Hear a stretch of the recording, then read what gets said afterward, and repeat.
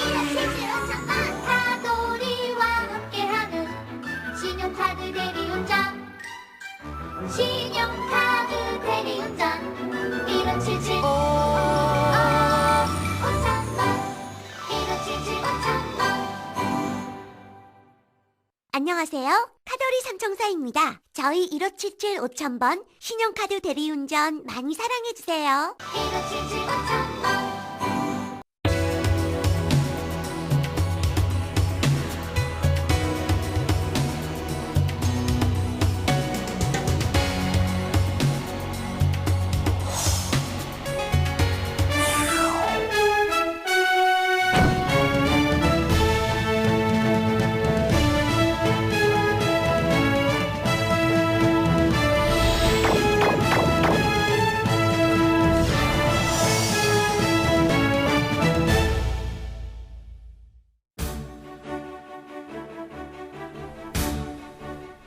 안녕하세요. 기저귀TV 상담받고 대학가자 아나운서 정현주입니다. 안녕하세요. 조훈입니다. 자, 오늘로 수능이 딱 열흘 남았습니다. 우리 수험생 여러분들 몸 관리 그리고 마음 관리 참 잘해야 될 시기가 됐는데요. 자, 저희 TBS 기저귀TV 상담받고 대학가자에서 수험생들과 함께 수능을 준비하는 수험생들과 함께 그 마음을 나누고자 수능 마무리 특집을 이번 주 준비를 해봤습니다. 자, 오늘부터 수능 전날인 11월 7일까지 영역별 마무리 특강과 그리고 수능 대비 전략 또 수험생들이 유의할 점은 어떤 것들이 있는지 구체적으로 살펴볼 텐데요. 자, 구체적인 수능 전략은 물론이고 합격의 기운도 좀 고득점의 기운도 저희가 불어 넣어드릴 수 있었으면 하는 바람 가져봅니다. 네, 오늘은 수능 마무리 특집을 여는 강의를 준비했습니다. 수능이 D-11일입니다. 언어 영역의 쪽집게 마무리를 주제로 네. 최고의 선생님들이 특강을 준비했습니다. 자, 우리 수험생들한테 꼭 필요한 시간이 되리라고 확신합니다. 네, 자 오늘도 수험생 여러분과 함께 해주실 최고의 전문가를 모셨는데요. 먼저 재미있는 강의는 물론이고 미모로 학생들에게 인기 만점인 선생님이시죠. 김민정 선생님 나오셨습니다. 안녕하세요.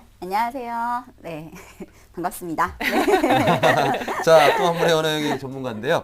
자, 귀에 쏙쏙 들어오는 강의로 언어 영역에 푹 빠지게 하는 우리 훈남 선생님이시죠. 자, 권규호 선생님 모셨습니다. 안녕하십니까? 안녕하세요. 안녕하세요. 저는 학생보다 더 열심히 하려고 노력하고 있는 강사 권규라고 합니다. 네, 좋습니다. 자, 이 두 분 선생님과 함께 언어 영역에 대한 얘기 오늘 마무리 살펴볼 텐데 사실은 수능 시험을 보는데 첫 교시가 바로 제일 언어 중요하죠. 영역입니다. 네, 그렇기 맞습니다. 때문에 언어 영역의 중요성 굉장히 강조를 해도 지나치지 않을 것 같은데 김민정 선생님께서 이번 수능에서 언어 영역의 난이도 어떻게 될 거라고 좀 예상들 하고 계신지 말씀해 주실까요? 네, 이번에 9월 모의평가가 사실은 어떤 난이도를 가늠할 수 있는 시험이긴 한데 사실 아시다시피 시험이 너무 쉽게 출제가 돼가지고 네. 학생들이 아마 약간 좀 혼란이 있었을 거예요. 아마 예상키로는 밝혔듯이 평가원에서 밝혔듯이 9월 모의평가와 작년 수능의 한 중간 정도 선의 난이도가 되지 않을까 네, 뭐 그렇게 예상하고 있습니다. 네. 네. 자, 이제 드디어 수능이 지금 10일밖에 안 남았는데 오늘 이 시간을 통해서 10일밖에 남지 않은 우리 네. 시점에서 언어 영역을 듣는 우리 학생들이 어떤 마음가짐으로 이렇게 드려야 되는지 좀 조언 한 말씀 해주시죠. 우리 공교 선생님. 네. 아무래도 이제 10일밖에 남지 않았기 때문에 불안할 텐데 그 불안함을 좀 당연한 것으로 받아들였으면 좋겠습니다. 불안함을 좀 긍정적으로. 불안함은 내가 열심히 했기 때문에 누릴 수 있는 특권이다. 이렇게 생각하시면 훨씬 더 시험을 잘 볼 수 있을 거고 지금부터 선생님들이 얘기해주는 비법들을 이렇게 쏙쏙 이렇게 받아들일 수 있을 겁니다. 알겠습니다. 네. 아, 불안함조차도 좀 네. 긍정적으로 받아들이다는 말씀 인상적이신데요. 자, 오늘 그러면 수능의 첫 관문이라고 할 수 있는 언어 영역에 대한 수능 마무리 특강 준비를 할 테니까 이 시간 함께해 주시길 바랍니다. 자, 저희 TBS 기저귀TV 상담받고 대학가자는 케이블 TV, 지상파 DMB 그리고 CJ 헬로비전 등 다양한 방법을 통해서 시청을 하실 수가 있으니까요. 여러분을 위해서 알차게 준비한 황금 같은 시간 놓치지 않으셨으면 합니다. 자, 그럼 TBS 기저귀TV 상담받고 대학가자 먼저 김민정 선생님의 수능 D-10 언어 영역 족집게 마무리 시작하겠습니다. 뉴스, 생활 정보가 가득한 TBS TV. TBS TV는 케이블 TV와 IPTV, 지상파 DMB TV, TBS 교통정보 앱 외에도 서울 지하철 객실내 TV나 PDP TV, 또 인터넷을 통해서도 만날 수 있습니다. 기분 좋은 방송 TBS TV를 지금 바로 경험하세요.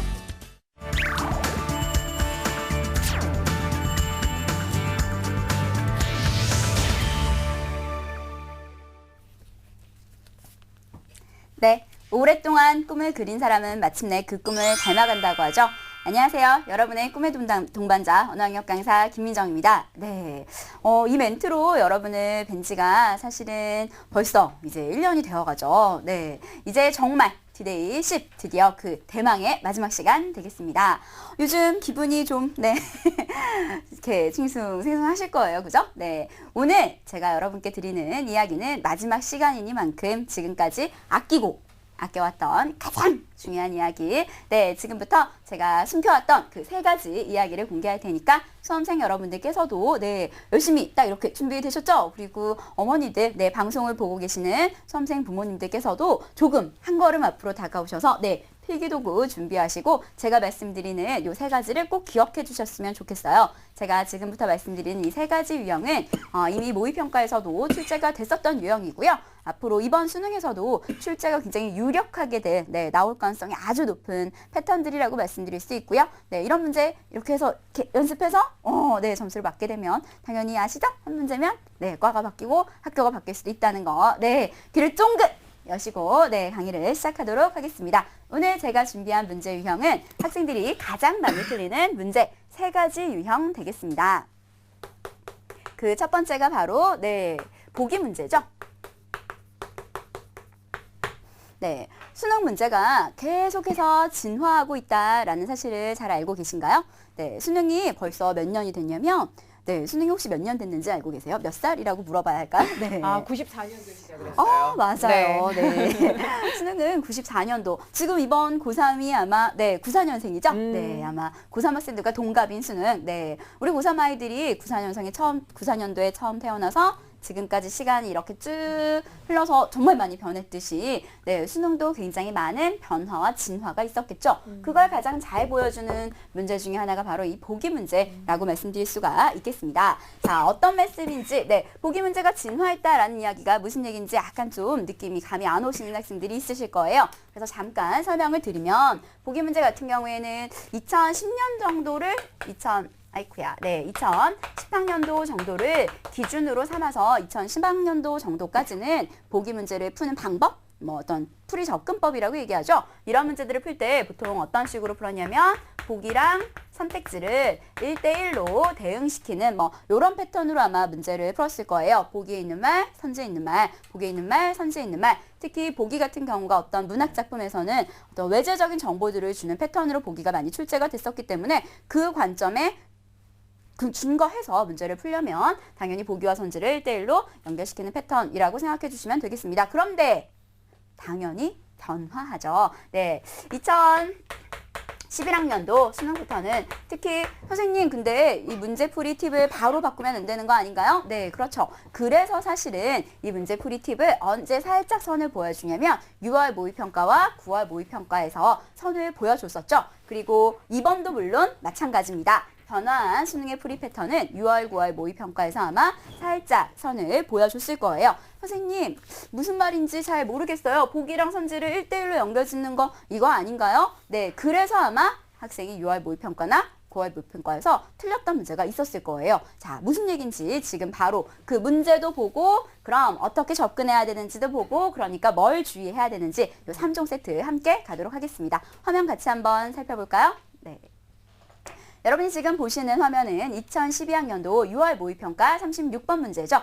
발문을 보시면 보기를 참고하여 위규를 감상한 내용으로 적절하지 않은 것은 이라고 되어 있고 보기에 보시면 제가 아까 말씀드렸듯이 어떤 외재적인 정보들이 들어가 있을 거예요. 임진왜란이다, 역사적 사실이다, 민족적 자존감을 보상했다. 그리고 보기의 셋째 줄에 보시면 전란의 피해와 책임에 대한 이런 것들을 반영하고 있다라는 말들이 나와 있죠. 자, 그러면 선택지를 한번 넘어가 볼까요? 뒷장에 선택지를 한번 살펴보면 1, 2, 3, 4, 5 선택지가 나와 있죠. 이 중에서 학생들이 가장 많이 한번 1, 2, 3, 4, 5를 잠깐 눈으로 살펴볼까요? 1번을 보시면 민중들의 고통이다. 국토가 유린되는 과정. 그리고 2번을 보시면 외에 대한 조선인의 우월성. 그리고 3번을 보시면 전란 후 지배층에 대한 민중들의 인식. 4번을 보시면 전란 후 민족적 자존감. 5번 보시면 어떤 전란 이런 말들이 지금 쭉 나와 있죠. 지금 보시면 선택지만을 봤었을 때 모양이 가장 달라 보이는 건 사실은 몇 번 선택지냐면 3번 선택지일 거예요. 왜냐하면 어떤 지배층이라든지 이런 말들이 보기에서도 나와 있지 않았을 것이고요. 나머지 선택지 같은 경우는 뭔가 어떤 민족적인 내용들을 얘기하는데 3번 같은 같은 경우는 같은 민족인데도 지배층에 대한 인식이기 때문에 친구들이 아마 답을 3번으로 많이 골랐을 거예요. 그러나 실제로 정답은 몇 번이었냐? 네, 정답은 5번이었죠. 자, 정답이 5번이었던 이유는 바로 지금 보시면 뭐 승려 사명당이다라는 거라든지 전란 후의 종교, 전란 후라든지 이런 말들이 아마 쭉 나와 있었을 거예요. 신이한 능력을 지닌 주인공 이런 말들에서 전부 다 읽어낼 수 있었을 텐데 답이 5번이었던 이유는 종교를 중심으로 상하층이 단결한다라는 말이 지문에 나타나 있지 않았기 때문이었죠. 자, 이번 6월 모의평가뿐만 아니에요. 9월 모의평가 문제도 한번 살짝 볼까요? 네. 9월 모의평가 문제도 보시면 학생들이 9월 모의평가 아까 조금 전에 좀 쉬었다라고 말씀드렸는데도 불구하고 학생들이 좀 많이 틀렸던 문제가 바로 21번 문제였을 거예요. 가장 오답률이 높았었던 문제 중에 하나죠. 네, 이 문제 같은 경우에도 지금 보시면 보기에 여러분이 다 알고 계시는 춘향전 설명들이 쭉 나와 있을 거예요. 게다가 춘향전에 보면 보기에 셋째 줄 보시면 여성의 정절, 신분 상승, 당대 사회에 대한 비판의식 이런 말들이 쭉 나와 있죠. 자, 그럼 선택지를 한번 볼까요?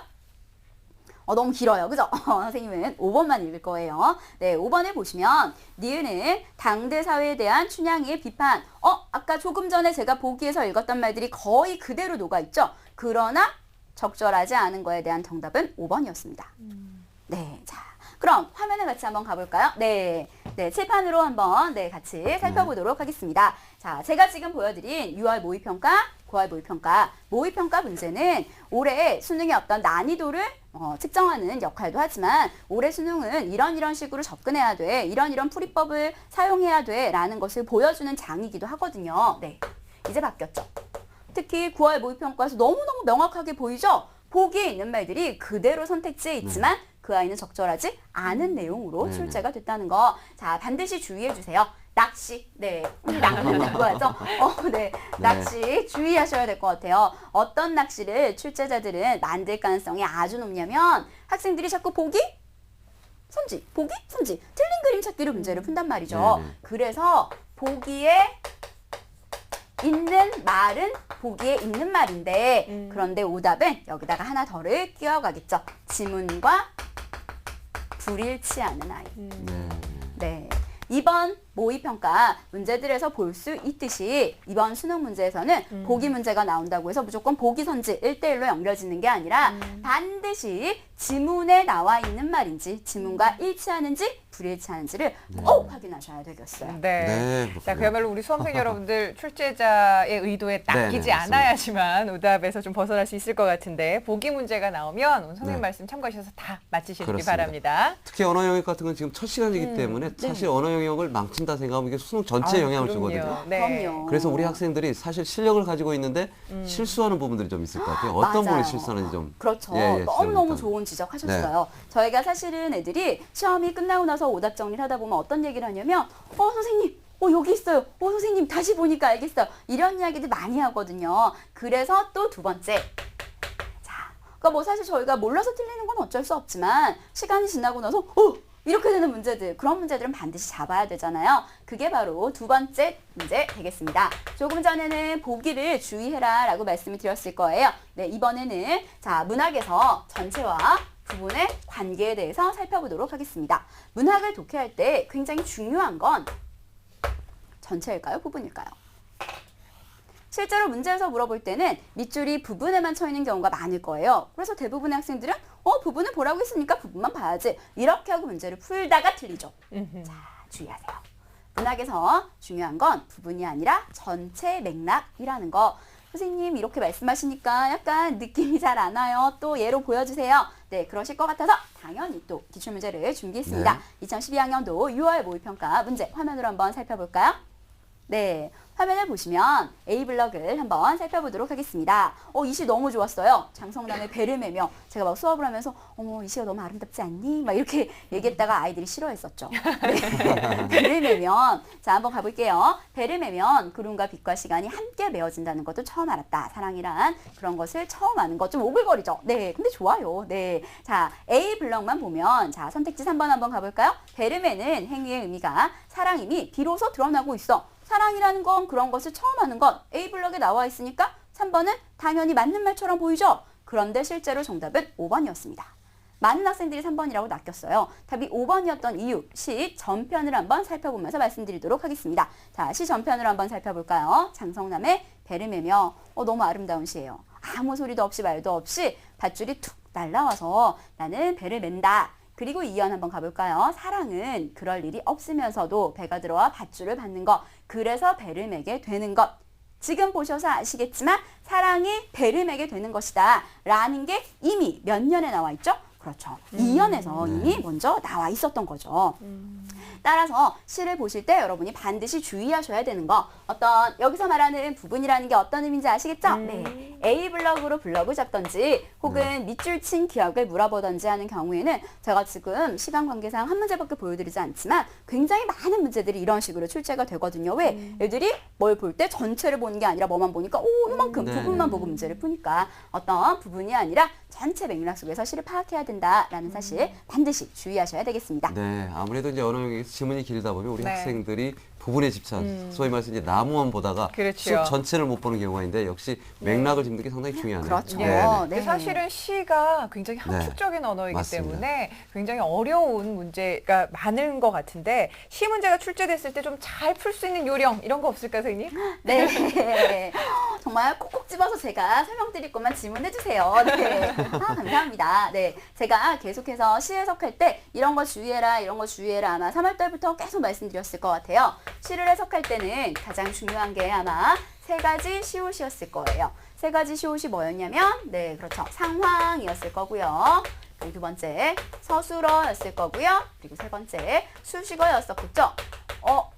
기억이 잘 안 나는 혹은 지금 이 방송을 보고 있는 예비 수험생 고2 학생들, 고1 학생들 같은 경우에는 아마 지난 공부법 강의를 찾아서 다시 보기 보시면 네 아마 확인하실 수 있을 거예요. 그때는 아주 상세하게 설명했지만 오늘은 디데이 10일이니까 결과론적으로 말씀드리면 요 3가지를 보고 시를 파악해라 라고 말씀드렸을 거예요. 시험장에서 시 어려워하지 마세요. 어렵게 출제되지 않습니다. 시험장에서 요즘 추세 여러분이 다 알고 계신 시가 출제되잖아요. 대신 여러분께 좀 부탁드릴 거 약간 주의사항 하나만 말씀드리도록 하겠습니다. 요 3가지 중에서 여러분이 독해하실 때 가장 주의하셔야 되는 건 바로 2번 서술어 되겠습니다. 물론 기출문제로 보여드리도록 하겠습니다. 자, 이번 9월 모의평가 문제 한번 화면으로 살펴볼까요? 네, 이번 9월 모의평가 문제를 보시면 겨울이 되자 온 세상 수북히 눈이 내려서 블라블라 이런 설명들이 나와 있죠. 사실은 지금 밑줄 친 기억, 눈이 이 부분만 본다면 답이 몇 번처럼 보이냐면 3번의 어떤 색채 이미지, 하얗다, 왜 바로 밑에 줄에 하얗게 이런 말들이 나와 있잖아요. 그래서 학생들이 답을 3번이라고 살짝 잘못 생각했었던 친구들이 조금 많았을 거예요. 그러나 답이 몇 번이었었냐면 실제로 이 문제에서 정답은 2번이었죠. 자, 왜 2번이었는지 한번 살펴볼게요. 서술어가 중요하다고 말씀드렸죠? 맨 마지막에 문장의 서술어 한번 볼까요? 검은 까마귀가 되리라. 네, 같이 한번 칠판으로 살펴볼게요. 검은 까마귀가 되리라 라고 이야기했죠? 자, 우리가 항상 해석을 할 때 뭐뭐가 되리라 앞에는 좋은 말이 들어올까요? 안 좋은 말이 들어올까요? 당연히 좋은 말이 들어오겠죠. 나는 뭐뭇이 되리라 이렇게 얘기했었을 때 안 좋은 말을 사용할 때 난 변태가 되리라 이렇게 하진 않잖아요. 그죠? 네, 여기에서 우리가 확인할 수 있는 거 그러니까 우리가 흔히 시어를 해석할 때 자기 배경 지식 가지고 시를 잘못 독해하는 경우가 많은데 까마귀가 선생님 부정적인 거니까 이건 안 좋은 거예요. 이렇게 보시면 안 된다는 거예요. 서술어 되리라 앞에 있는 까마귀는 내가 뭔가 되고 싶은 존재구나 라고 판단할 수 있을 거고요. 마찬가지 그 앞에 문장 구조로 보면 블라블라 하지만 이라고 되어 있을 거예요. 자, 눈이 하얗게 내려서 온 세상은 덥지만 이라고 했으니까 이 앞에 있는 말은 조금 전에 이 내용이 내가 되고 싶은 어떤 긍정적 대상이라면 앞에는 긍정적이지만 긍정적이 되리라 그렇게 사용하진 않겠죠. 앞에 있는 말은 부정적이지만 그러니까 이때 눈은 부정적인 의미를 해석할 수 있다는 거겠죠. 네, 요런 시 해석을 하실 때 여러분이 가장 주의하셔야 되는 거 낯선 시가 나온다고 해서 물론 EBS 연결이 높지만 내가 모르는 시가 나올 수도 있죠. 그렇지만 절대 어려워하지 마세요. 여러분은 시험장에서 이 3가지 상황, 수식어, 서술어 특히 중요한 건 서술어다. 서술어로 해석하면 돼. 라는 자신감, 언어는 자신감이에요. 자신감을 가지고 해석하시면 분명히 좋은 점수를 받을 수 있을 거라고 생각합니다. 네, 알겠습니다. 자, 김민정 선생님께서 세 가지의 네. 유의를 하라는 맞습니다. 말씀을 하시면서 지금 말씀을 해주셨는데 아무래도 네. 우리 수험생들 지금 떨리고 긴장하는 마음이 가장 크겠지만 그래도 자신감을 가지고 언어 영역에 네. 좀 접근을 한다면은 더욱더 큰 도움을 얻을 수 있지 않을까 기대해 네. 보겠습니다. 네, 자 잠시 후에는 우리 공기호 선생님의 수능 D-11 언어 영역의 쪽집게 마무리 비문학편이 준비되어 있는데요. 네. 자, 공기호 선생님의 강의에 앞서서 우리 김민정 선생님의 강의 다시 한번 짚어보겠습니다.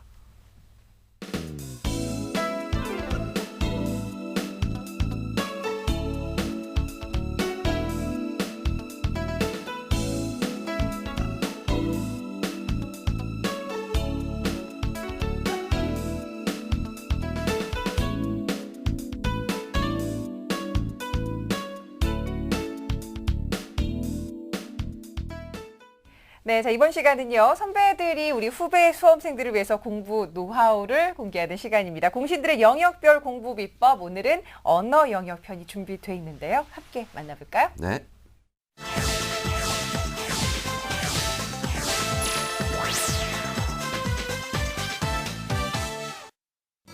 수학능력 시험의 첫 번째 관문 언어 영역. 언제나 1등급을 놓치지 않았던 연세대학교 권성환 군이 오늘 D-10 언어 영역 비법을 공개하기 위해 카메라 앞에 섰습니다. 언어 영역은 수능 영역들 중 가장 처음으로 맞이하게 되는 시험인데 따라서 그 중요성은 대단히 크다고 볼 수 있습니다. 연세대학교 권성환 군의 수학능력 시험 D-10 언어 영역 본질을 파악하라. 지금 시작합니다. 연세대학교에 입학해 꿈을 향해 한 걸음씩 나아가고 있는 권성환 군. 수학능력 시험 일주일 전에는 마음이 흔들리는 시기이기 때문에 철저한 계획이 더욱 필요하다고 강조하는데요. 수능의 첫 번째 시간이라 가장 긴장되고 떨리는 언어 영역. 성환 군은 특히 듣기 부분의 실수를 줄이기 위해 노력했다고 하는데요. 듣기 내용이 나오기 전에 선지를 보면서 무슨 내용이 나올지 충분히 예상하는 것이 중요하다고 볼 수 있습니다. 또 듣기 내용이 나오는 중간 사이에는 무슨 내용이 중요한지 본인들이 판단하고 그 내용을 필기하는 것이 중요하다고 볼 수 있습니다. 듣기 영역과 다른 영역 같이 푸는 행동은 듣기 문제를 놓칠 수 있는 위험이 있기 때문에 절대 해서는 안 되는 행동입니다.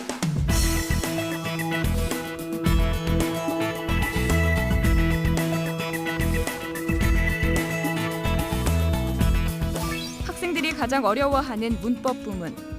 보기 내용에 부합하는지 여부를 파악하는 것이 문법 문제 해결의 포인트라고 하는데요. 쓰기 문제의 경우 보기를 충분히 꼼꼼하게 읽어보는 것이 무엇보다도 중요할 수 있는데요. 보기의 내용 중에 혹시라도 모르는 문법 용어가 나오더라도 절대 당황하지 말고 선지들을 통해서 그 개념을 알 수 있다는 것을 학생들은 알아야만 합니다.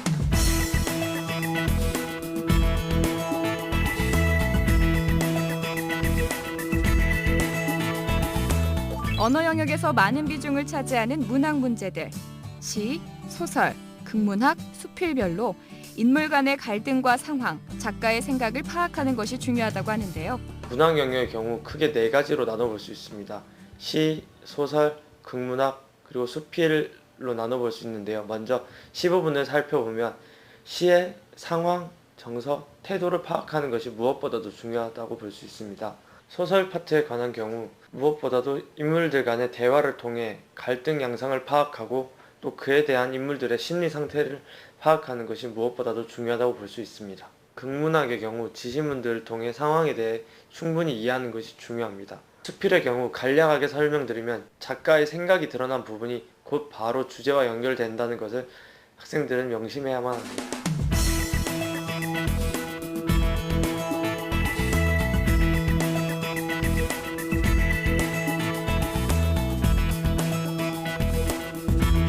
언어 영역에는 자신 있던 성환 군 역시 머뭇거리게 만들었던 비문학 문제들. 성환 군은 연결어가 정답의 열쇠라고 강조하는데요. 비문학의 경우 연결어들을 유심히 살펴봄으로써 각 단락의 유기적 관련성을 찾아보는 게 가장 중요하다고 볼 수 있습니다. 또 과학과 기술 영역에 관해 어려워하는 학생들이 많은데 이 부분은 개념에 대한 이해가 부족한 데서 오는 것이므로 개념을 정의한 부분을 꼼꼼하게 살펴보는 습관이 필요합니다.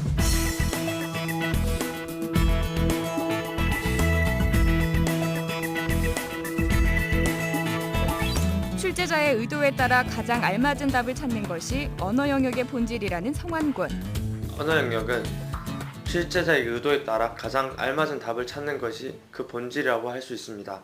따라서 문제를 풀기 전에 문제와 그 선지들을 충분히 살펴봄으로써 출제자의 의도를 알아내려고 노력하는 것이 가장 중요한 점입니다. 최근 5개년 6월, 9월 그리고 수능 이 문제들을 단순히 문제풀이가 아닌 문제 형식에 대한 분석이 필요합니다.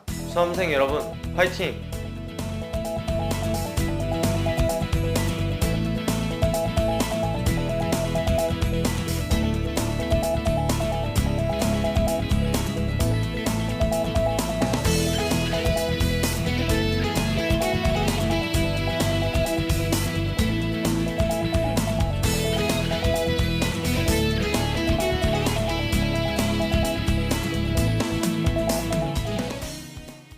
네, 언어 영역의 공신 연세대학교 권성환 군의 언어 영역 공부 비법 잘 살펴봤습니다. 지금 듣기와 문법 그리고 문학, 비문학 편으로 나눠서 일목요연하게 정리를 해줘서 우리 후배들이 좀 도움을 네, 많이 네. 얻었을 것 같은데요. 네, 예. 맞습니다. 정말 시험이 얼마 남지 않았는데 많은 일들이 일어날 수 있습니다. 네. 자, 우리 이번 주부터 저희 기적의 TV 상담받고 대학가자에서는 선배들의 영역별 공부 비법을 전해드리고 있습니다.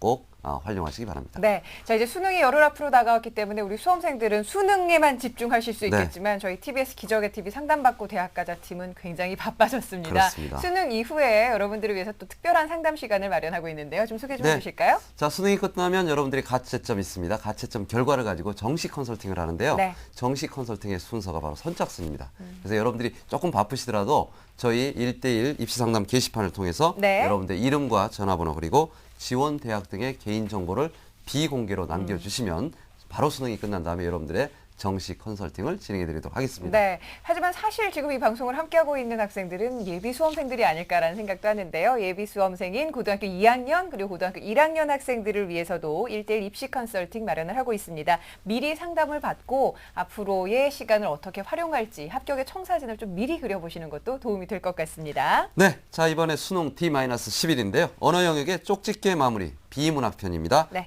공기호 선생님의 특강이 준비되어 있는데요. 자, 수험생 여러분을 위한 마무리 전략 잘 듣기 바랍니다. 안녕하십니까, 공기호 선생님입니다. 자, 이제 10일 정도 남았습니다. 많이 불안하시죠, 그죠? 선생님 이제 마지막 되면 약간 감상적이게 되는 것 같아요. 그래서 이제 열심히 선생님도 달려왔거든요.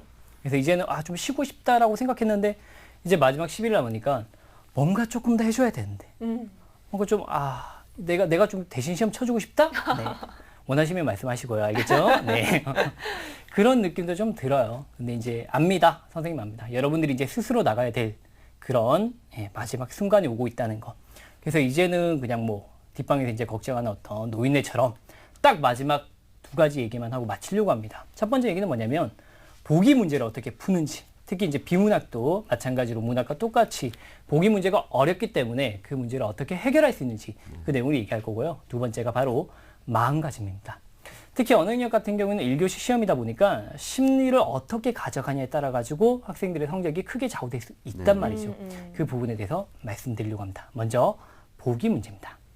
자, 보기 문제 같은 경우에는 뭐 선생님 크게 많이 판단하지는 않을게요. 큰 타이틀만 한번 적어보겠습니다. 보기 문제 같은 경우에는 크게 두 종류가 있습니다. 첫 번째가 이제 부정형 문제가 있고 두 번째가 이제 긍정형 문제가 있습니다. 그 이제 부정형 문제와 긍정형 문제의 결정적인 차이는 뭐냐? 우리가 흔히 얘기하는 발문, 문제 내용이 어떻게 끝이 나느냐 여기에 있다는 얘기죠. 부정형 같은 경우에는 적절하지 않은 것은, 알맞지 않은 것은 이런 식으로 끝이 나는 거고 긍정형 문제 같은 경우에는 적절한 것은, 알맞은 것은 이렇게 하는데 이렇게 두 가지로 나눈 까닭은 딱 한 가지죠. 뭡니까? 문제를 푸는 방법 자체가 달라지기 때문입니다. 그러니까 정확한 가정에 따라서 문제를 풀어내야 되는 게 언어 영역인데 각각의 유형에 따라서 문제 푸는 방법이 다르니까 주의하셔야겠죠. 먼저 보기 부정형 문제부터 말씀을 드릴게요. 보기 부정형 문제라고 하는 것은 적절하지 않은 것은 하고 그 다음에 보기가 나오고 그 다음에 선택지가 나오죠. 그럼 이 문제를 어떻게 풀어내야 되냐? 간단하게 내용일치의 관점으로 문제를 풀어내시면 됩니다. 그러니까 원래 그냥 내용일치 문제라고 하는 것은 지문의 내용과 일치하지 않는 것을 골라라 이렇게 푸는 거죠. 근데 보기 부정형은 뭐냐? 지문에다가 지문의 내용, 보기까지 추가되었다라고 생각하면 되는 거예요. 그래서 지문 보기 전체에서 내용과 상관없는 걸 골라주면 된다. 이런 마인드로 접근하시면 좀 편하게 문제를 풀어낼 수가 있다는 거죠. 실례를 통해서 보여드릴게요. 화면 보이세요? 자, 이 문제를 보시면 자, 한번 읽어볼까요? 위글을 읽고 보기를 이해한 것으로 적절하지 않은 것은 적절하지 않은 것은 이라고 하는 여기에서 부정형 문제다라고 하는 걸 알 수가 있겠죠. 그 다음 보기를 읽어야 되는데 우리가 문제를 풀어봤지만 아마 다 까먹었겠죠. 보기를 읽는데 딱 한 가지만 맞춰보세요. 여기서 보면 신건탕이라고 하는 말이 나오고 맑은탕이라고 하는 말이 나오는데 둘 중에 뭐를 사람들이 더 많이 썼는지 한번 파악하면서 읽어볼게요. 매운탕과 달리 고춧가루를 넣지 않은 맑은탕을 뜻하는 말로 일부에서는 신건탕을 제안했지만 잘 쓰이지 않고 있다. 신건탕은 국물이 맑은 신건김치란 말을 본드에서 만들었지만 언중들은 싱겁다는 의미에 주목하여 맛이 짜지 않는 탕으로 생각했기 때문이다. 언중들은 매운탕과 고춧가루를 넣지 않는 탕의 국물 빛깔이 다르다는 점이 분명히 드러나도록 맑은 국에서 유추한 맑은탕을 신건탕보다 많이 쓰는 것으로 나타났다. 다시 물어볼게요. 맑은탕, 신건탕 중에 뭘 많이 씁니까? 맑은탕? 예, 맑은탕을 더 많이 쓰죠. 자, 그리고 난 다음에 선택지를 볼게요. 이제 보기가 끝났으니까 선택지가 나오겠죠? 이렇게 선택지가 나오면 정답 몇 번이냐? 1번인데요. 신건탕이 맑은탕보다 국어 사전에 실릴 가능성이 높겠군이라고 했는데 이거 보기만 봐서는 잘 모르겠죠. 왜냐하면 보기에서는 국어 사전에 뭐가 더 많이 쓰이는지 얘기는 해준 적이 없어요. 다만 그냥 맑은탕이 신건탕보다 많이 쓰인다. 이렇게 얘기했어요. 그럼 결국 이 문제는 왜 틀렸을까? 지문과 내용 일치가 되지 않기 때문에 틀린 건데 이제 지문을 볼게요. 자, 지문 다음 화면 보여주시면요. 네, 여기 지문에서 제일 마지막 줄만 읽으시면 돼요. 제일 마지막 줄. 보면 마지막 줄에 이렇게 형성된 단어는 처음에는 신호로 다루어지지만 이후에 널리 쓰이게 되면 국어사전에 등재된다. 다시 묻겠습니다. 어떻게 되면 국어사전에 쓰인다고요? 널리 쓰이게 되면. 이제 다시 물어볼게요. 보기에서 신건탕과 맑은탕 중에서 어떤 것들이 더 많이 쓰였다고요? 맑은탕. 그러면 신건탕이 국어사전에 실리면 안 되고 맑은탕이 국어사전에 실려야 되는데 이 지문의 내용과 일치하지 않았기 때문에 1번이 정답이었다. 이런 얘기가 되는 거지요. 자, 이처럼 이 보기 부정형 문제 같은 경우에는요. 내용 일치의 관점으로 풀면 되는데 순서를 다시 한번 더 언급하도록 하겠습니다. 첫 번째, 지문을 읽어야겠죠. 그리고 두 번째, 보기를 볼 때 이따 다시 한번 얘기했지만 보기를 볼 때는 그 지문의 내용과 연관시켜서 보기로 해석해 준 다음에 마지막 가장 중요한 건 세 번째입니다. 선택지를 볼 때 그 선택지에서 내용 일치적 관점으로 지문에서 틀린 내용이 없는지 보기에서 틀린 내용이 없는지 바라보면서 문제를 풀어내시면 되는 겁니다. 알겠습니다. 자, 앞서 우리 김민영 선생님께서도 문학편에서 보기 문제를 네. 좀 중요시 해주셨는데 역시 권교 선생님께도 마찬가지로 보기 문제를 지금 좀 잘 풀어야 된다. 네네. 아무래도 고득점의 지름길이 아닌가 싶습니다. 네, 그렇죠. 보기 네. 부정형 문제 푸는 법에 대해서 말씀해 주셔서 그렇다면 긍정형 문제 네. 푸는 법도 좀 알려주시죠. 네, 이제 보기 긍정형 문제 어떻게 푸는지 말씀을 드리도록 할게요. 보기 긍정형 문제 같은 경우에는 당연히 발문에 알맞은 것은 적절한 것은 이렇게 나타나 있겠죠. 그 문제를 푸는 비법은 간단합니다. 지문을 읽고 지문의 내용을 독해를 해야겠죠. 여기서 독해라고 하는 것은 아주 쉽게 생각하면 이해인데 이해라고 하는 말이 추상적이니까 간략하게 뭐 요약 정도라고 합시다. 머릿속에 지문의 내용을 요약해 둔 상태에서 보기를 봅니다. 이때 보기와 지문 사이의 연관성을 살펴보는 게 매우 중요합니다. 정말 중요합니다. 근데 이 연관성을 어떻게 살펴봐야 되는지 모르겠죠. 그 시범을 한번 보여드릴게요. 자, 한번 보여주세요. 이게 지금 뭐냐면 제가 지문을 다 읽어주면 방송이 끝이 납니다. 네, 그럴 수 없기 때문에 간단하게 지문의 내용을 한번 요약을 해봤어요. 그러니까 어떤 내용이냐? 첫 번째 내용. 성당 건축은 다양한 양식을 가지지만 기본인 바실리카 형식에 크게 벗어나지 않는다. 다시 성당 건축은 무슨 양식? 바실리카 양식 형식. 두 번째 내용입니다. 바실리카 형식은 속에서 성에 이르기까지 구조로 이루어져 있다. 다시 요약할게요. 어디에서 어디로 간다고요? 속에서 성, 이것과 상관 있는 게 성당 건축이고 바실리카 양식이라고요. 세 번째, 바실리카 형식의 여러 요소는 신에 가까이 가려는 인간의 욕망을 표현한 것이며 모든 미의 원천은 신으로 보는 중세인들의 시각이 반영된 것으로 볼 수 있다. 자, 이 바실리카 양식에는 미의식이 들어가 있는데 이때 미의식은 무엇과 연관이 있다고요? 신과 연관이 있다. 그렇게 세 가지 정도로 지문의 내용을 요약해 볼 수 있습니다. 이렇게 지문의 내용을 머릿속에 담아냈다고 할 경우 이제 보기를 어떻게 연관지는지 보여드릴게요. 보기 봅시다. 보시면요. 잘 보세요. 이제 이 보기는 그냥 보기로 존재하는 게 아니고 지문과 함께 존재하는 겁니다. 따라서 출제자는 이 지문과 연관성을 찾아내지 못하면 망한다. 이렇게 강력한 메시지를 주고 있는 거예요. 고대 그리스인들은 인간을 미의 원천으로 인식했다라고 하는 이 첫 문장만 보더라도 아까 지문에서 본 성당 건축은 바실리카와 상관이 있다. 이 문장과 상관이 있는지 아니면 성당 건축은 속에서 성으로 이르기까지의 과정을 얘기하고 있다. 이건지 아니면 성당 건축에는 신을 향한 어떤 미의식이 내포되어 있다. 이건지 한번 생각해 보세요. 무엇과 연관이 있습니까? 세 번째죠. 성당 건축은 신을 미의 원천으로 인식했다. 근데 여기서 뭐라고요? 고대 그리스인들은 인간을 미의 원천으로 인식했다. 이렇게 연관되겠죠. 그럼 이 두 가지 정보를 통합해가지고 우리가 낼 수 있는 적절한 결론은 뭐 여러 가지가 있을 수 있겠죠. 미의식은 뭐에 두느냐에 따라, 원천은 무엇에 두느냐에 따라 달라진다. 이렇게 얘기할 수도 있고, 또는 이 각각의 미의식이 다를 수도 있구나. 이렇게 얘기할 수도 있고. 선택지 볼게요. 정답 5번입니다. 5번 한번 읽어볼게요. 파르테논 신전과 바실리카식 성당은 모두 당대의 미의식이 건물의 공간 구성에 영향을 주었고, 우리가 예측한 대로 답이 나오죠. 이처럼 지문과 보기의 연관성을 찾아내시면 무조건 성공하는 게 보기 긍정의 문제. 다시 한 번만 요약을 해드릴게요. 자, 보기 부정형 문제는 내용 일치의 관점으로 문제를 풀어내는 거고요. 보기 긍정형 문제는 지문과 보기 사이의 연관성에 집중하셔서 문제를 해결해 나가면 되는 겁니다. 네, 짧은 시간이지만 이게 정확하게 좀 짚어주는 것들이 있는데요. 자, 아직 얼마 남지 않아서 이렇게 갈팡질팡하는 우리 수험생이 있을 것 같은데 우리 공교 선생님께서 언어 영역에 대한 핵심 비법 좀 짚어주고 계십니다. 네, 보기 문제에 있어서의 선택지를 어떻게 바라봐야 될지 두 가지로 구분을 해서 말씀을 해주셨는데, 자, 그리고 앞서 보기 문제와 더불어서 우리 수험생들의 마음가짐에 대해서 좀 맞습니다. 말씀을 해주신다고 그러셨는데, 말씀하신 대로 1교시 시험이기 때문에 그 다음 시간에도 굉장히 영향을 많이 주는 시험이거든요. 어떤 식으로 좀 마음가짐을 가져야 될까요? 네, 아무래도 언어라고 하는 게 1교시 치고 정말 떨리고, 그 떨림을 어떻게 극복하면 잘 이렇게 헤쳐나갈 수 있을 것 같은 그런 시험이죠. 그래서 언어는 정말로 학생들을 보면, 제가 언어를 작년에 잘 못 쳤는데 심리 때문에 그래요. 이렇게 나오는 학생들이 정말 많습니다. 그래서 그 심리를 제대로만 잡으면 정말 우리가 언어를 원하는 점수를 이룰 수도 있는, 그렇게 될 수도 있다는 거죠. 그래서 선생님이 항상 매년마다 심리를 잡는 법에 대해서 따로 강의를 하는데 그 내용을 압축해서 전해드릴게요. 화면 하나씩 보면서 한 가지씩 말씀을 드릴게요. 네. 자, 첫 번째입니다. 첫 번째는 뭐냐면 인생을 결정하는 시험이라고 생각하지 말고 지금까지 할 만큼 했으므로 하던 대로 치고 결과는 생각하지 않는다 이겁니다.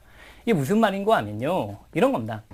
사실 사람이라고 하는 게 마지막이 되면 조급합니다. 조급해지며 뭔가 자기가 해왔던 것 이상의 결과를 기대하게 되고 그렇게 하다 보면 크게 우리가 그 페이스가 말릴 수도 있어요. 그래서 요행수를 바라고 다른 선생님이 어떤 쪽집게 강의를 보면 갑자기 마지막에 본다든가. 네? 지금까지 자기가 풀던 그런 내용들을 그대로 이렇게 풀어내지 못하고 다른 방법으로 바꾼다든가 이렇게 넘어갈 수 있다는 거죠. 평상시라면 절대 그렇게 할 수 없을 텐데 마지막 되니까 결과에 조급하다 보니까 그렇게 행동할 수도 있다는 거죠. 절대 그렇게 하시면 안 됩니다. 그리고 무엇보다 결과를 좀 잊으셔야 돼요. 수능이라고 하는 게 정말 큰 시험입니다. 맞아요. 인생을 결정한다. 그렇게 보일 수도 있어요. 하지만 그 시험도 여러분들보다는 크지 않습니다.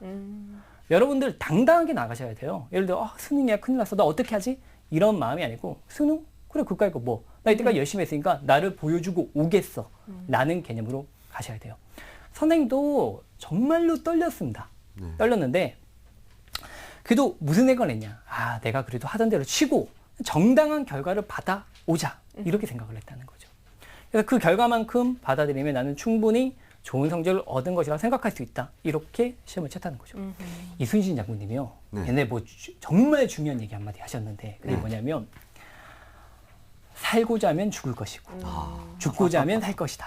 이게 저는 이제 뭐라고 생각을 하냐면 이런 거죠. 살고 싶으면 몸이 굳습니다. 그럼 죽어요. 오히려 결과를 버리고 나 그냥 죽을래. 이렇게 접근하시면 오히려 긴장이 다 풀리고 시험을 제대로 칠 수 있다.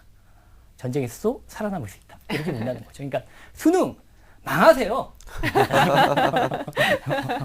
너무 역설적이십니다, 선생님. 네네네. 자, 수능 망하세요. 네, 그렇게 그런 마음가짐으로 접근하시면 충분히 우리가 극복할 수 있습니다. 이게 바로 첫 번째 마음가짐입니다. 두 번째 볼까요? 네네. 자, 두 번째는 몸이 떨릴 때는 당황하지 말고 떨리는 것이 당연한 것이라고 생각하고 또한 몸이 떨려도 정신은 냉철하다고 자신에게 말한다. 이게 무슨 말이냐면요. 이런 겁니다. 화법에서 정말 이제 중요한 개념 중에 하나가 뭐냐면 말하기 불안 요소 해소라고 하는 겁니다. 고2 학생들이 이게 매우 중요한 겁니다. 지금은 수능을 치는 사람들은 별로 중요하지 않지만 내년부터 정말 중요한 개념이 되는 거예요. 이 말하기 불안 요소 해소에서 불안 해소에서 가장 중요한 것 중에 하나가 긴장을, 불안감을 그냥 자연스러운 것으로 받아들여라 이겁니다. 사실 누구나 낯선 어떤 경험을 하게 되면 떨릴 수밖에 없는 거예요. 사실 수능이라고 하는 게 5번 쳤던 학생들도 떨려요. 흔히 선생님이 2의 n승의 법칙이라고, 예? 이게 이제 흔히 얘기하는 교의 법칙이라고 하는 게 있어요. 이게 뭐냐면 현역은 2의 제로승 떨린다. 그러니까 1배 떨리고 재수생은 2배 떨리고 삼수생은 4배 떨립니다. 장수생은 끔찍해져요.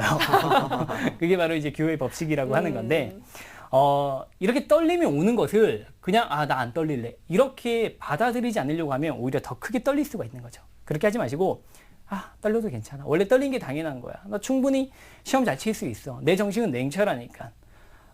선생님 같은 경우에는 손가락이 막 떨렸어요. 이렇게 진짜 왜 떨고 있지? 이상한데? 막 이런 생각을 가지면서 막 손가락이 떨었단 말이죠. 정말 마킹하는데 힘들었어요. 1교시 때. 하지만 그 떨림을 극복하고 이때까지 쳤던 언어영역 점수 중에 거의 최고점에 가깝게 맞았단 말이죠. 그러니까 여러분들도 떨림에 대해서 자연스럽게 받아들이시면 충분히 성공할 수 있습니다. 자, 이제 세 번째 보도록 할게요. 네. 자, 세 번째는 정답을 정할 때 확신이 들지 않는다고 정답의 근거를 찾기 위해서 지문을 다시 보지 말고 평상시와 동일한 방식으로 정답을 뽑아냈다면 그냥 믿고 가라. 이런 겁니다. 자, 이것도 역시 거의 앞에 했던 얘기랑 맥락이 비슷한데요. 이런 겁니다. 우리가 흔히 이제 시험 당일날 대구 시험을 치게 되면 좀 뭔가 다른 생각이 들 수 있죠. 나 이거 조금 더 잘 맞춰가지고 좋은 대학 가고 싶어. 이런 생각이 들 때 그때 유혹에 빠지면 큰일 납니다. 평상시와 다른 방법을 풀어볼까? 하거나 또는 여러분 평상시에는 여러분 굉장히 쿨합니다. 3번, 4번? 3번이겠지 하고 넘어갑니다. 수능 때는 3번, 4번 대학이 걸렸어. 인생이 걸렸어. 배우자가 달라질지 이런 생각을 가지게 된다는 거죠. 그러면 큰일 납니다. 그러지 말고 그냥 3번, 4번 중에 내가 3번이 마음에 들어. 그러면 3번 하자. 만약에 이렇게 하지 않으면 어떤 일이 벌어진지 아세요? 네네. 시간이 엄청 부족해집니다. 시간이. 그러니까 고민하는 거죠. 3번, 4번 평상시 같으면 3번 찍고 넘어갈 텐데 계속 고민하다 보니까 3번과 4번과 결국 3번에서 맞춰요, 나중에. 하지만 이미 시간이 부족해진 거죠. 그러니까 정답이 이렇게 걸릴 때는 그냥 정말 마음에 드는 것 딱 확률이 높은 거 찍는다. 이런 마음가짐으로 찍고 넘어가셔야 됩니다. 네. 자, 이제 네 번째입니다. 정답이 둘 중 하나인 것 같다면 지문을 딱 한 번만 더 살펴보고 안 되면 아무거나 찍고 넘어갑니다. 방금 말씀드린 거죠. 시간 방금 관리. 맞습니다. 이게 흔히 시간을 많이 잡아먹는 이유 중에 하나가 지문을 많이 읽기 때문이 아닙니다. 문제에 대해서 고민하기 때문에요. 흔히 학생들이 지문은 많이 읽는다라고 얘기하지만 사실 지문을 많이 읽는 방법은 딱 한 가지입니다. 문제가 안 풀리니까 지문 한 번 더 읽는 거죠. 문제가 안 풀리니까. 또 내가 문제를 더 정확하게 맞추고 싶으니까 지문 한 번 더 보는 거죠. 하지만 그게 욕심이고 언어는 정말 페이스 싸움입니다. 선생님은 정말 강의 중에 분 단위로 몇 번 문제 풀어야 된다라고 하는 걸 다 지정을 해준단 말이죠.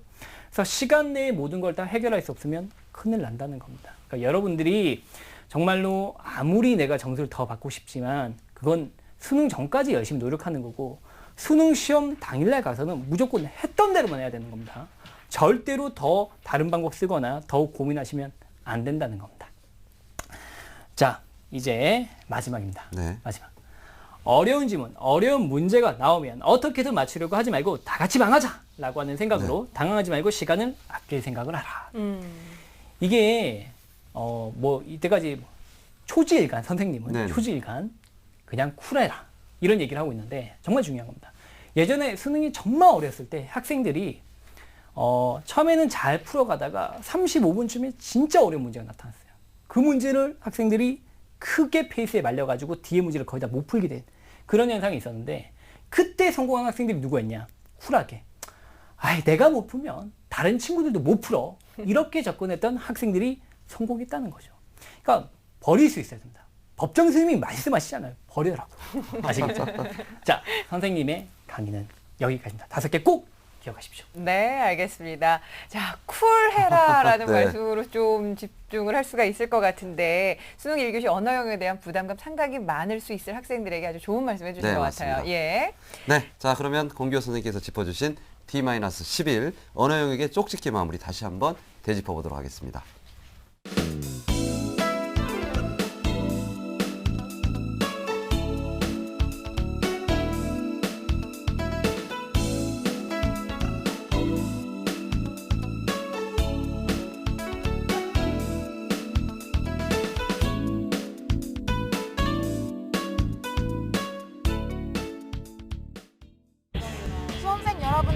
지금까지 수고 많이 하셨고요. 수능에 앞서서 가장 중요한 마음가짐은 바로 담담함이라고 생각해요. 여러분의 여태까지의 노력을 시험받는 날이라 여기지 마시고 여러분의 꿈을 펼치는 날이라고 생각하세요. 수능 며칠 남지 않았습니다. 끝까지 체력 관리 잘하시고 화이팅! 고3 선배님들 그동안 공부하신 만큼 결과 나오시길 바랄게요. 화이팅! 인생의 3방! 수능 대박! 화이팅! 네, 자 오늘 언어 영역의 네. 마무리 족집게 특강을 모두 진행을 해봤는데요. 김미정 선생님 보내드리기 전에 성적대에 따라서 네, 맞습니다. 상위권 친구들 또 중위권 친구들 그리고 5등급 이하의 좀 네, 하위권 네. 친구들에 따라서 마무리 공부법이 조금씩은 달라야 될 것 같은데 선생님 어떻습니까? 네, 그렇죠. 아무래도 약간 사실 성적대에 따라서 조금씩 접근법이 다를 것 같은데요.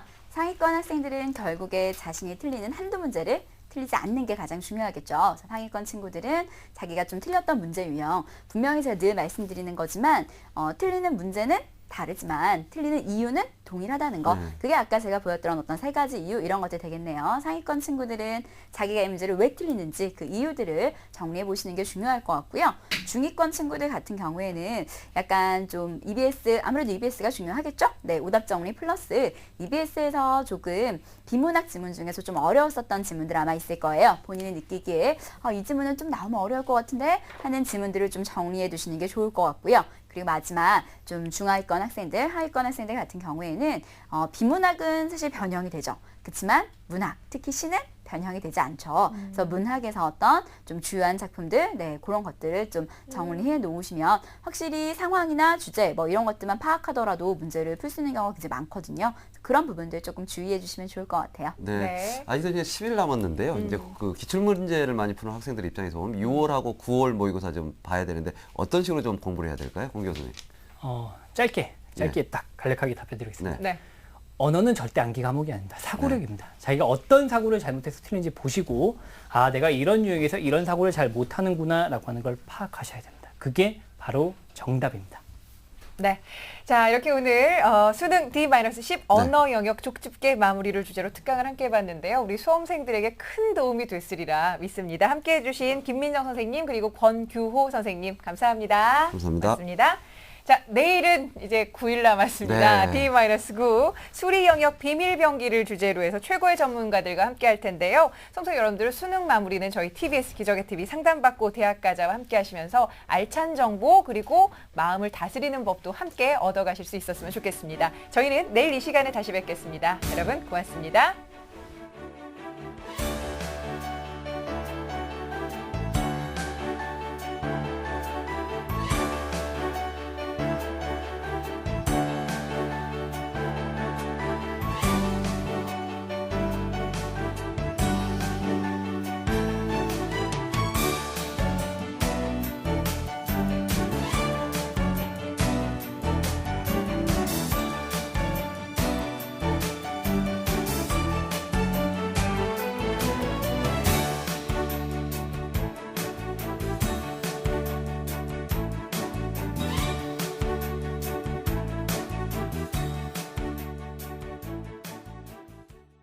합리적 유족 보장, 경제적 은퇴 설계, 편리한 자동차 보험에다 현물 보상 솔루션까지 담을수록 멀티 디스카운트네요. 하나의 바스켓에 담으면 메리츠 케어프리 보험 M 바스켓. 메리츠는 담는 스타일.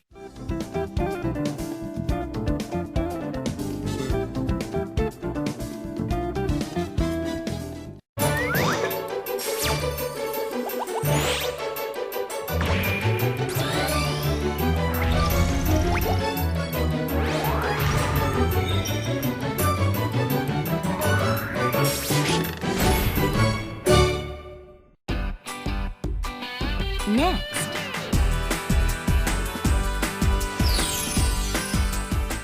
TBS 오마이뉴스 공동기획 책에 길을 묻다 저자와의 대화가 방송됩니다.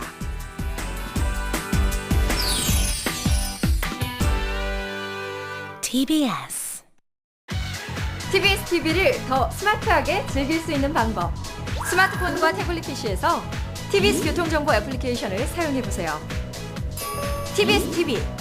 유익한 생활 정보와 수도권 이슈가 가득한 TBS TV를 언제 어디에서든지 실시간으로 보고 즐길 수 있습니다. TBS FM과 TBS EFM도 이제 라디오뿐만 아닌 교통정보 앱에서도 들을 수 있습니다.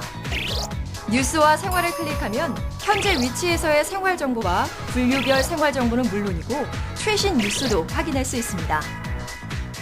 꽉 막힌 도로 위에서 답답할 땐 교통정보를 이용해보세요. 서울과 수도권의 실시간 교통정보를 한눈에 확인하실 수 있습니다. 잉글리시닷컴에서는 TBS 영어 FM의 대본과 방송을 무료로 볼 수 있습니다. 생활정보 채널 TBS에 여러분의 목소리를 전달하고 싶으시다고요? 참여하기 버튼을 누르면 전화와 문자, 트위터를 통해서 TBS 제작진과 실시간 참여 및 소통할 수 있다는 점도 꼭 기억해두세요. TBS 교통정보 앱은 아이폰 앱스토어와 안드로이드 마켓, T스토어에서 누구나 무료로 다운받을 수 있습니다. 스마트한 생활의 시작, TBS 교통정보 앱을 지금 바로 만나보세요. 대한민국에서 여성 장애인으로 살아가는 건 어떤 일일까요? 직장을 구하는 것도 어렵고 결혼을 하고 출산하는 게 특별한 일이 되기도 합니다. 극단 춤추는 허리는 이런 여성 장애인의 삶과 고민을 10년째 무대에 올리고 있는데요. 장애 여성 본인의 문제를 스스로 드러내서 관객들과 소통하는 자리를 만들고 있습니다. 저희가 얘기하고 싶은 무대 위에서 전달하는 주제의식에 많이 공감해 주시고 또 의견도 얘기해 주시고 이런 관객층들이 많이 늘어나고 있는 것 같아요. 그건 이제 관객분들이 이제 장애를 가진 좀 다른 몸을 가진 다른 생각을 가진 사람들의 공연을 볼 준비가 이제 되어 있지 않나. 관객들이 자신의 얘기에 귀 기울이며 함께 공감할 때 이들은 가장 행복하다고 이야기합니다. 재밌어요. 경기 같이 얘기하는 자리인 것 같으면 저는 관객을 보면 되게 기분이 좋아져요. 장애와 비장애를 넘어 서로 소통하는 일, 더불어 사는 사회를 위해 우리 모두가 해야 할 일입니다. TBS 무지개 캠페인 7가지 색깔이 모여 무지개를 만듭니다.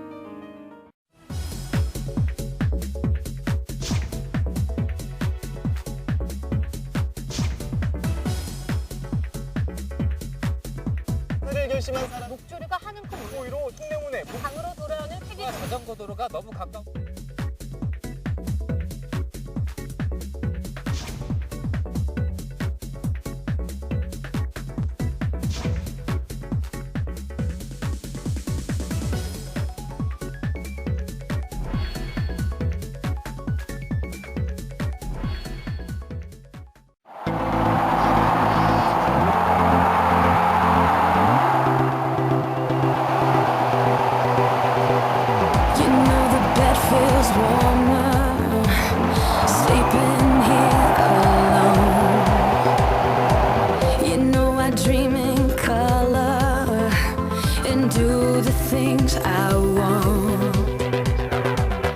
Doesn't kill you, makes you stronger.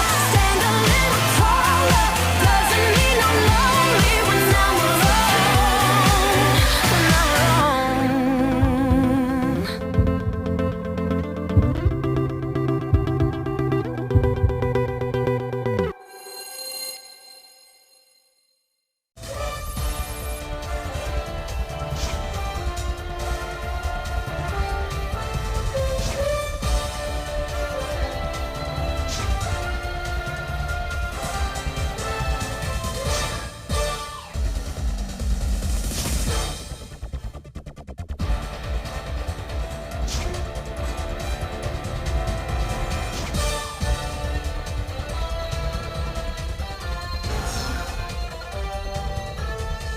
세상의 모든 시각, 예민수의 시시각각이 담겠습니다.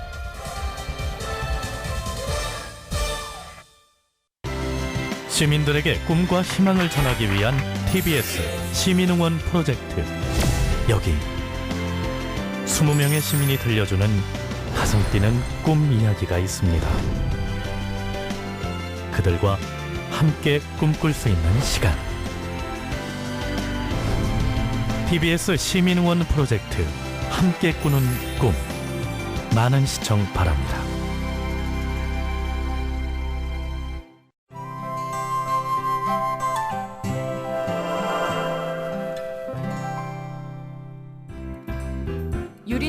성격이 어쩜 그래? 좀 까탈스럽긴 해도 천성이 나쁜 아이는 아니야.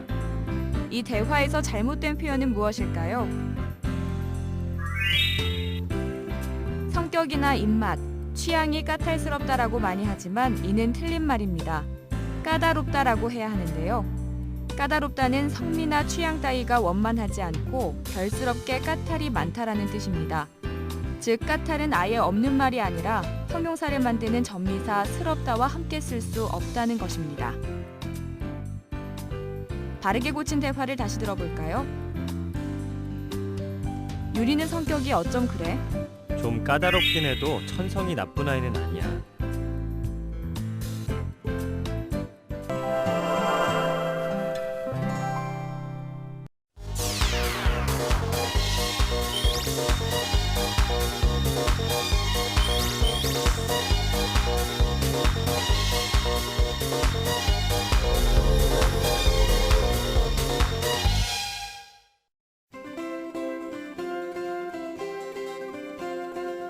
서울의 주택수는 총 257만 3천 호. 지난 95년과 비교해 48.9%나 증가했는데요. 주택 형태로는 아파트가 58.7%로 1위를 차지했습니다. 아파트가 가장 많은 구는 노원구, 가장 적은 구는 종로구로 나타났는데요.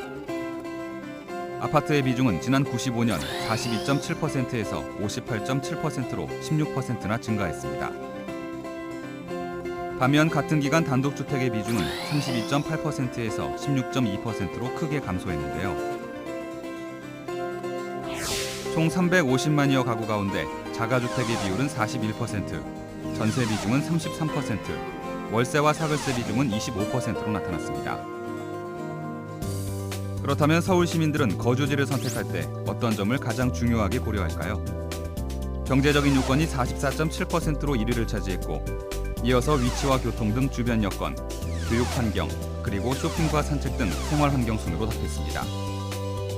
지난 2007년에 비해 경제적인 요건을 가장 먼저 고려한다고 답한 응답자의 비중이 소폭 증가했는데요. 전세난으로 인한 시민들의 비용 부담이 그만큼 늘어난 것으로 분석됩니다. 빠르게 변하고 있는 서울의 주거 환경.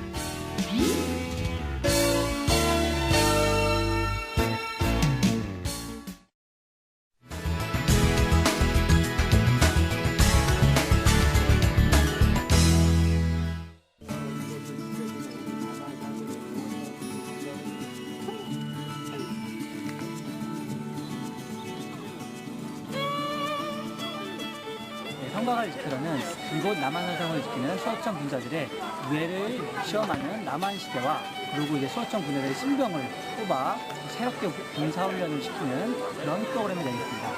저희 무예를 일반 시민들에게 보여주는 게 좋고요. 일반 시민들이 직접 참여하시는 그런 프로그램이 가장 좋은 것 같습니다.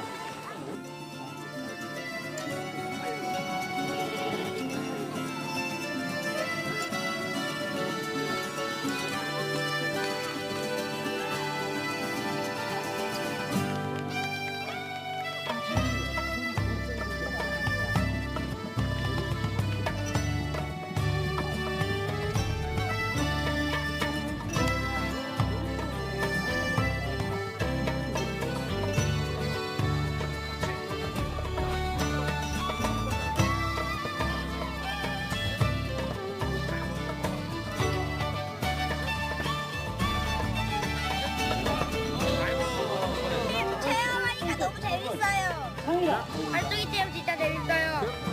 예, 아이들하고 나와서 같이 참여할 수 있어서 되게 좋았던 것 같습니다.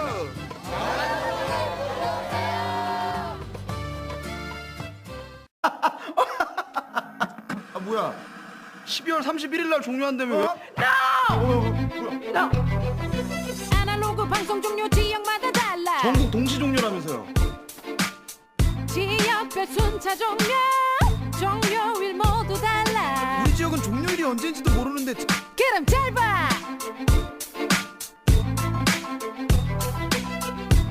정부 지원 빨리 신청해야겠구나. TV 화면 자막 보이면 신청해. 콜센터 124 지금 바로 신청해. 야.